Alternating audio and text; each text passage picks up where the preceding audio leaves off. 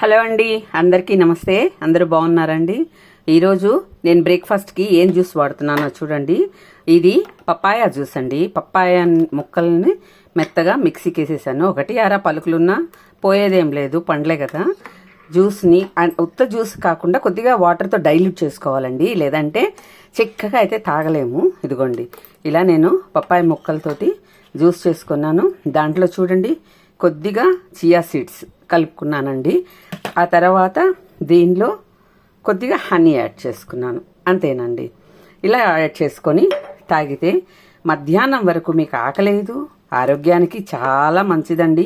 ఉదయం పూట fruit juice or vegetable juice మధ్యాహ్నం వరకు ఉంటే చాలా మంచిది. ఉండగలిగితే ఈ రా ఫుడ్, బాయిల్డ్ కుక్డ్ ఫుడ్ తినే కంటే కూడా ఇది చాలా మంచిదండి.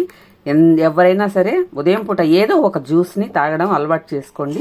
బ్రేక్ఫాస్ట్ అదే అనుకొని తాగాలండి, బ్రేక్ఫాస్ట్తో కలిపి కాదు.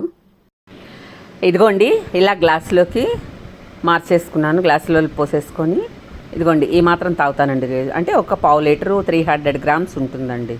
300 గ్రామ్స్ వరకు, 300 గ్రామ్స్ కెపాసిటీ ఉంటుంది. ఇంత మాత్రం తాగుతానండి నేను.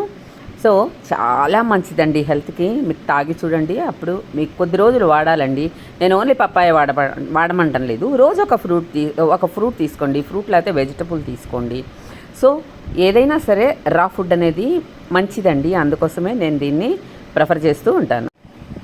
ఇదిగోండి నేను తాగుతున్నాను, తాగకుండా మీకేం చెప్పట్లేదండి. చాలా బాగుంటుంది. పప్పాయ ముక్కలు కూడా తినేయచ్చండి, కానీ నేను ఏదైనా జ్యూస్ రూపంలోనే తీసుకుంటాను. ఎందుకంటే నరాలకి మంచి బలం అండి జ్యూస్ అనేది.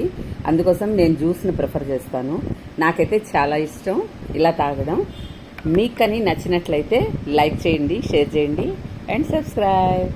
చాలా టేస్టీగా ఉందండి.